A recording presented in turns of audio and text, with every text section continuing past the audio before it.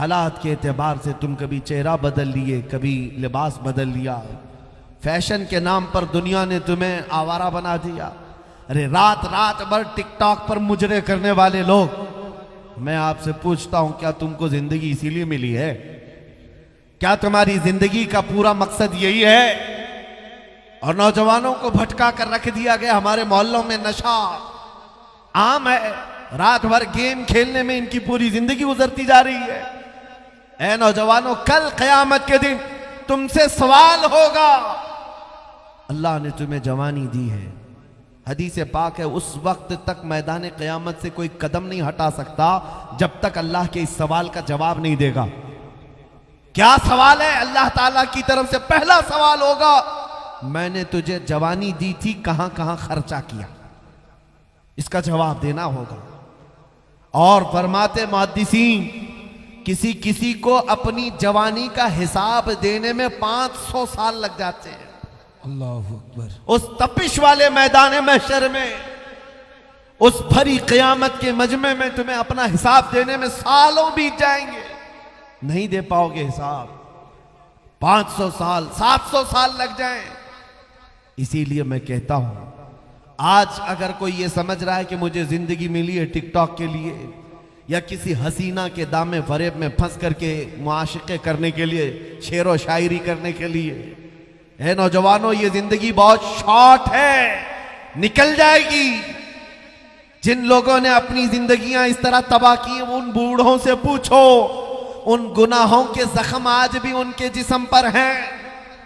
वो जिंदगी भर जख्म यहां पर भी महसूस कर रहे हैं और कब्र में भी और हश्र में भी महसूस करेंगे। और आज जो नौजवान है उनसे मैं कहता हूं, तुम्हारे पास वक्त है, बुढ़ापा आने से पहले संभल जाओ। बुढ़ापा आने से पहले तुम्हारी जिंदगी रात भर गेम खेलने या नशा के अड्डे पर गुजारने या टिकटॉक पर मुजरे करने के लिए नहीं। तुम्हारी जिंदगी किसी हसीना के पीछे घूमने फिरने में नहीं। तुम्हारी जिंदगी जो दी गई है वो किस लिए? बरेली से आवाज आती है, जिंदगी ये नहीं किसी की किसी के लिए। सुभान अल्लाह। जिंदगी ये नहीं किसी की किसी के लिए, जिंदगी है नबी की नबी के लिए। ना समझ मरते हैं जिंदगी के लिए, अरे जीना मरना है सब कुछ नबी के लिए। असल जिंदगी का मकसद ये है। क्या सहाबा इकराम की अपनी ख्वाहिशें नहीं थी? क्या उनके घर बार नहीं थे? आपको मैं बताऊं, ओहद के मैदान में जाने के लिए रात को ऐलान हुआ था। रात के वक्त जंग का बिगल बज गया। नबी करीम सल्लल्लाहु तआला अलैहि वसल्लम अपने सहाबा की सफ़ें दुरुस्त करने लगे। मैदान की तरफ बढ़ने के लिए रात को ही हुक्म हो गया। मदीने से 5 किलोमीटर दूर सहाबा अपनी सफ़ें लगा चुके। रात का वक्त है और उसी रात को चलना है मदीने से। जब सहाबा चलने लगे, आज ही का दिन है, मदीने में एक नौजवान की शादी हुई है, वह अपनी दुल्हन लेकर आया है। आज सुहाग रात है। सुहाग रात हर एक नौजवान के लिए कीमती रात है, उसकी जिंदगी की खुशियों वाली रात है। लेकिन मदीने के उस अजीम सहाबी जिनकी आज सुहाग रात है, आधी रात गुजरी थी, तड़प कर बिस्तर से उठ बैठे और कहा अपनी शरीक हयात से, मेरे कानों में आवाज़ आ रही है कि रसूलुल्लाह ने सहाबा को बुला लिया है, सहाबा जा रहे हैं मैदान जंग में। और ये सुहाग रात का बिस्तर छोड़कर खड़ा हो गया नौजवान, अपनी शरीक हयात से कहा, ऐ मेरी खातून, अगर तू चाहे तो मुझसे तलाक ले ले। इद्दत गुजरने के बाद चाहे तो तू दूसरे से निकाह कर लेना, इसलिए कि मैं अपने नबी से एक कदम भी पीछे नहीं जा सकता। उनके बुलावे के बाद अब मैं बिस्तर पर आराम नहीं कर सकता। और अगर तू चाहे तो सब्र कर ले, मेरे आने का इंतजार करे। वो खातून ऐसी नहीं है, नई नवेली दुल्हन घर पर आई हो, हाथ जोड़े, पैर पकड़े और दूसरों के सामने गिड़गिड़ा कर कहे, भैया कहाँ मुझ सुहागन को अभागन किए जा रहे हो? कैसी ये बात है, आज की रात मुझे तन्हा किए जा रहे हो? नहीं, उस खातून ने दुखड़े नहीं सुनाए, गिड़गिड़ा कर वहां रो रो करके बातें नहीं की, बल्कि वो तन्हा दुल्हन बिस्तर से खड़ी होती और कहती है, मेरे सरताज कैसी बात कर रहे हो? तलाक किस लिए? जाएं फी अमानिल्लाह, जाएं अल्लाह की हिफ्ज़ अमान में छोड़ती हूँ। मुझे इस बात का फख्र है कि अगर आप सही सलामत जंग से वापस लौटेंगे, फख्र से मदीने में गाजी की बीवी कहलाऊंगी। और अगर नहीं लौटे जंग के मैदान से, तो भी कोई बात नहीं, तब भी आपकी ये बीवी फखर से कहेगी कि एक शहीद की बेवा, सुभान अल्लाह। रसूलुल्लाह के एक नौजवान सहाबी की बेवा हूं। आप जाएं, दुनियावी जिंदगी में तो आपने मुझे शरीक हयात बना ही लिया है, आखिरत की जिंदगी से अलग क्यों करते हो? वो खातून ने हाथ पकड़ करके भेजा अपने शोहर को। आज की रात शादी करने वाला वो नौजवान जब मेरे मुस्तफ़ा करीम सल्लल्लाहु अलैहि वसल्लम की सफ़ों में शामिल हो गया, हुजूर के साथ मैदान ओहद में पहुंच गया। उस मैदान ओहद में दूसरे दिन घमासान की जंग हुई थी। उसका बहुत ही अलग है। बहुत सारी जंगें हुई, लेकिन जंगे ओहद में जो सहाबा कराम को नुकसान पहुंचा है, इस्लाम को नुकसान पहुंचा है, वो बहुत कम जंगों में हुआ है। 70 सहाबा जामे शहादत नोश कर चुके थे। मैदान ओहद में अमीर हमजा का सीना चाक करके कलेजा चबाया गया था। अब्दुल्ला बिन जहश के जिस्म के 80 टुकड़े कर दिए गए थे। ये वो जंग है जिसमें रसूलुल्लाह के दंदाने मुबारक शहीद हुए थे। ये बड़ी घमासान की जंग थी। यही वो जंग है जिसमें वो एक रात पहले शादी करने वाला नौजवान सैयदना हंजला शहीद हो गए। पहली रात, एक रात गुजार कर आने वाला दूल्हा मैदान जंग में शहीद हो गया। और जंग जब खत्म हो गई, लाशें जमा की जा रही थी। 70 सहाबा की लाशें, नबी करीम सल्लल्लाहु तआला अलैहि वसल्लम हर एक की जनाजा, सारे सहाबा की जनाजे की नमाजें पढ़ा रहे थे। उस असना में सहाबा ने कहा, या रसूल अल्लाह, हमने हंजला को शहीद होते देखा है, कत्ल होकर गिरते देखा है, लेकिन लाश मैदान में नजर नहीं आती, लाश कहीं नजर नहीं आती। हुजूर पाक सल्लल्लाहु तआला अलैहि वसल्लम ने सर झुकाकर थोड़ी देर आराम फरमाया। उसके बाद कहा, फलां जगह देखो, हंजला की लाश रखी होगी। सहाबा गए तो देखा उनकी लाश रखी हुई थी, लेकिन किस हालत में? उनको मुकम्मल ऊपर से नीचे तक गुस्ल दिया हुआ था। उनके जिस्म पर पानी के कतरात टपक रहे थे। सहाबा उठा करके लिया है और हुजूर पाक सल्लल्लाहु अलैहि वसल्लम के पास अर्ज किया, आका मैदान ओहद में पानी नाम की कोई चीज ही नहीं, यहाँ पीने का पानी नहीं, हंजला को गुस्ल किसने दिया? हुजूर ने मुस्कुरा कर कहा, जैसे ही ये शहीद हुए, अल्लाह के फरिश्तों की एक जमात आई, हंजला को आसमानों पर ले जाया गया, इनको जन्नत के पानी से गुस्ल दिया गया और वापस मैदान ओहद में लाकर रख दिया गया। अब मैं आपको बताऊं मेरे अजीजों, बात यह है, सहाबा ने पूछा, आका आपका फरमान तो है, शहीद होता है उसे गुस्ल नहीं दिया जाता, उसे कफन नहीं दिया जाता, बल्कि वो जिन कपड़ों में शहीद हुआ है उन्हीं कपड़ों में उसे दफन कर दिया जाता है। ये शहीद का एजाज है, ये शहीद का एजाज है। उसे दुनिया के पानी से गुस्ल नहीं दिया जाता और ना ही हमारे कपड़े पहनाए जाते हैं। वो जिन कपड़ों में शहीद हुआ है उन्हीं कपड़ों में अल्लाह की बारगाह में उसे भेजा जाता है, इसलिए कि मौला करीम को उसकी वही अदा सबसे ज्यादा पसंद है जो अपने घर से पहनकर निकला था, वही पहनकर बारगाह रब्बुल आलमीन में जाएगा। सहाबा ने पूछा, लेकिन ये हंजला के साथ क्या हुआ? सारे शुहदा को तो हमने गुस्ल नहीं दिया, लेकिन हंजला को गुस्ल क्यों दिया गया? मेरे आका ने फरमाया, जाओ उसकी बीवी से पूछो, पता चलेगा। हंजला को जो गुस्ल दिया गया है वो मौत का गुस्ल नहीं है, वो जनाबत का गुस्ल है। रात को अपनी बीवी के साथ शब्बाशी किया था, लेकिन गुस्ल करने तक का उसके पास वक्त नहीं था। वो ये कहकर घर से निकल गया, नहाने में कहीं देर ना हो जाए और हुजूर की जमात आगे ना निकल जाए।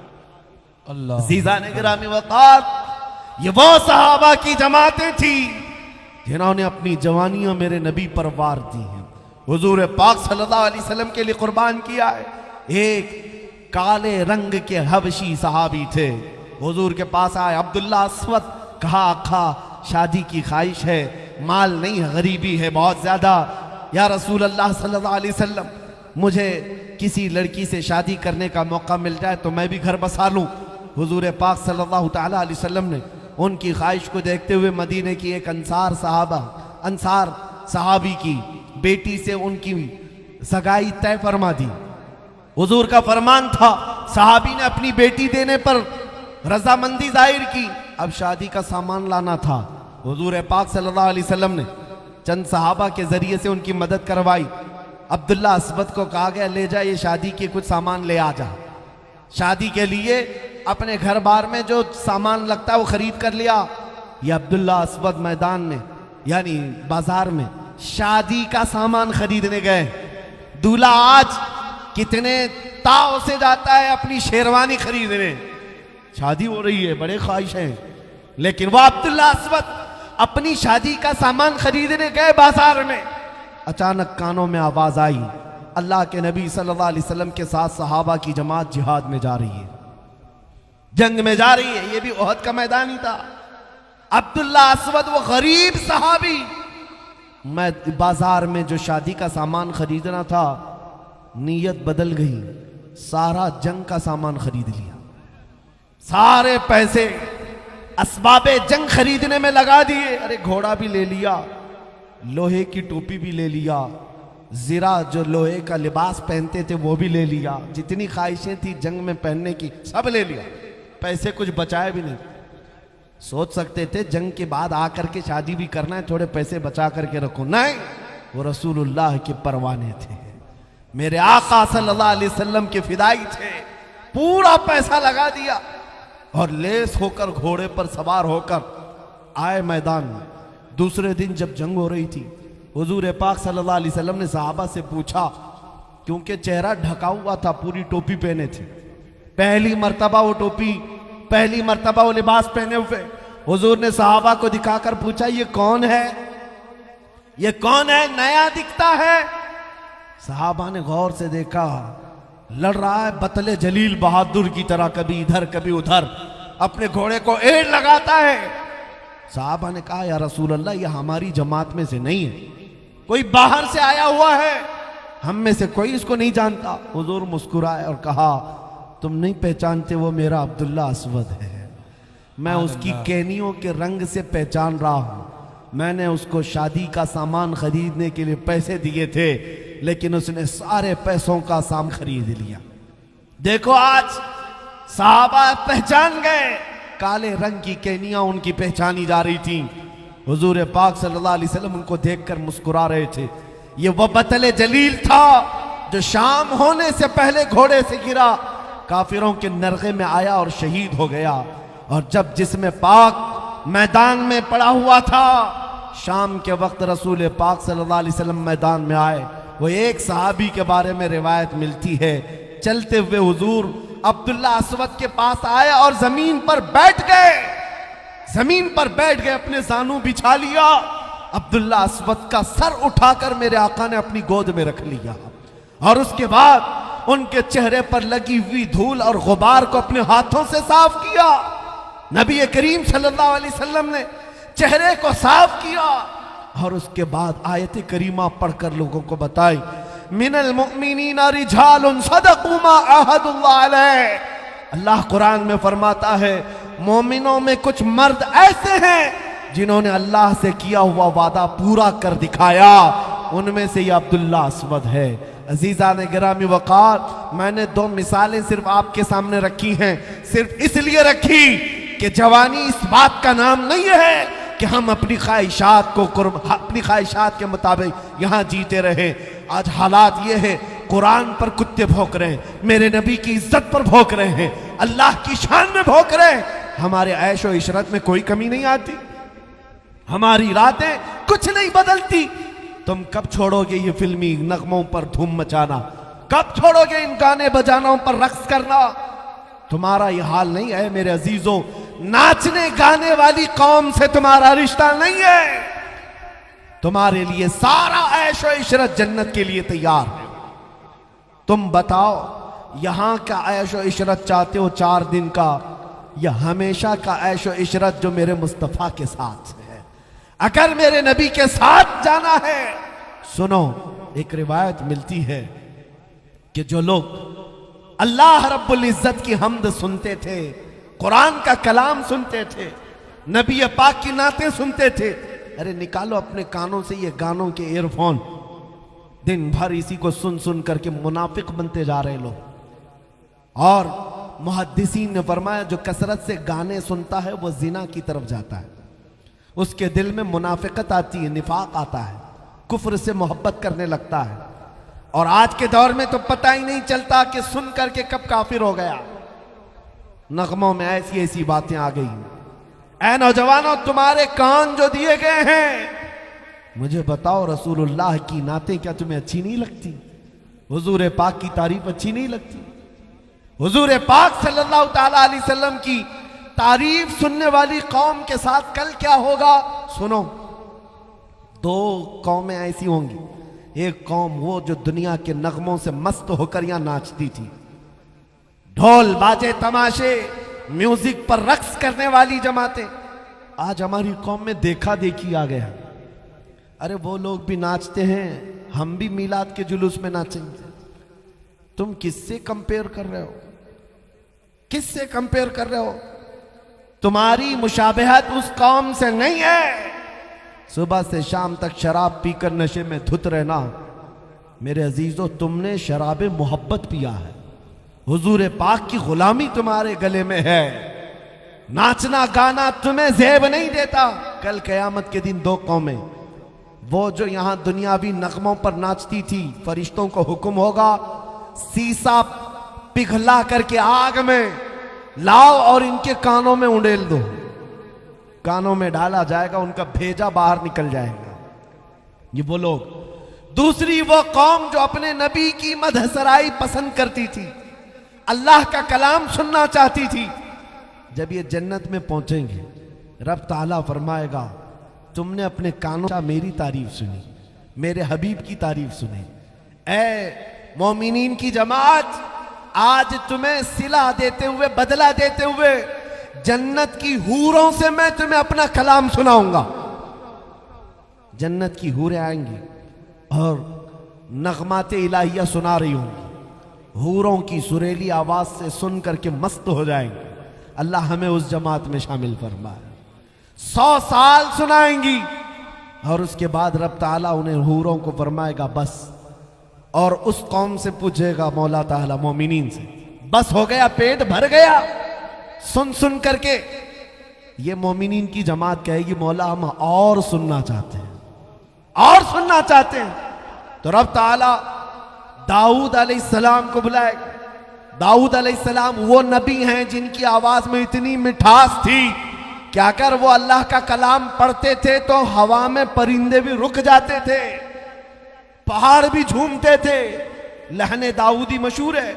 रब ताला फरमाएगा दाऊद अलैहिस्सलाम को, ऐ मेरे पैगंबर दाऊद, आप अपनी मीठी आवाज से मेरे मानने वाली इस जमात को कलाम इलाही सुनाओ। दाऊद अलैहिस्सलाम सुनाते रहेंगे, 100 साल गुजर जाएंगे। 100 साल के बाद वो खामोश हो जाएंगे। रब ताला फिर पूछेगा, ऐ मोमिनीन की जमात, बस हो गया, पेट भर गया, सैराब हो गए? ये कौम कहेगी मौला और सुनना चाहते हैं, इसमें मस्ती है, इसमें और हम सुनना चाहते हैं। सुनो, बदला क्या मिलेगा जन्नत के अंदर? रब ताला फरमाता है 100 साल हुराने जन्नत से इनको अपने कलाम सुनवाए, 100 साल दाऊद अलैहिस्सलाम से सुनवाए। फिर मौला फरमाता अब हिजाबात हटाओ, मैं सुनाऊंगा, ये सुनेंगे। सुभान अल्लाह, सुभान अल्लाह। इससे बड़ी नेमत क्या हो सकती है मेरे अजीजों? इससे बड़ा इनाम क्या हो सकता है? जन्नत में पहुंचोगे, दीदार इलाही होगा। अल्लाह करीम खुद अपने कलाम सुना रहा होगा, अपने कानों से सुन रहे होंगे। इसलिए बचा करके रखो अपने कान और साथ में आंखें भी बचाओ।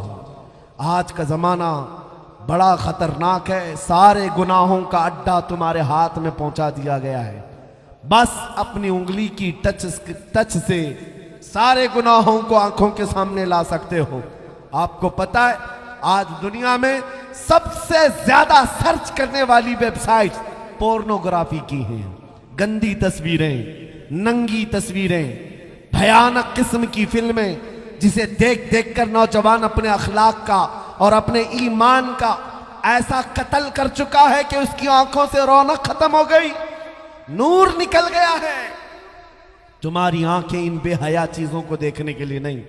कितने दिन मजा आएगा? ये गुनाह की लज्जत ऐसी है जैसे खुजली की, खुजाओ तो अच्छा लगता है, छोड़ देने के बाद जख्म होता है। गुनाहों की लज्जत थोड़ी देर की है। ये थोड़ी देर के लिए तुम हमेशा का जख्म मत पालना। आंखें तुम्हारी इसलिए नहीं है कि मोबाइल की स्क्रीन पर गंदी और भयानक तस्वीरें रात में तन्हाई में बैठकर देखते रहो। नहीं, निगाहें जो तुम्हें दी गई हैं वो किस लिए दी गई? वो इसलिए दी गई हैं कि तुम दुआ करो कुछ ऐसा कर दे मेरे किरदिगार आंखों में, हमेशा नक्श रहे रूए यार आंखों में। उन्हें ना देखा तो किस काम की है ये आंखें कि देखने की है सारी बहार आंखों में। ऐ मेरे अजीजों, तुम आंखें संभाल रखो, इसलिए कि इन आंखों से हमें अपने हबीब को देखना है, आमिना के लाल को देखना है, मकीने गुंबदे खजरा को देखना है। दिल पर हाथ रख कर के बताओ, मैं अपनी गुफ्तगू खत्म करने जा रहा हूं। मेरे आखिरी जुमले हैं, तवज्जो से। क्या तुम्हारी आंखों में आज ये तलब है या नहीं कि मरने से पहले एक बार मकीने गुंबदे खजरा को देखना है? तलब है या नहीं? जी, अगर तलब है में ये पुकारना होगा, मेरे आका आओ कि मुद्दत हुई है तेरी राह में आँखियां बिछाते बिछाते, तेरी यादों में तेरी हसरतों में बड़े दिन हो गए घर को सजाते सजाते। या रसूल अल्लाह, सुना है आप हर आशिक के घर तशरीफ लाते हैं, मेरे घर में भी हो जाए चिरागा, मेरे घर में भी हो जाए चिरागा।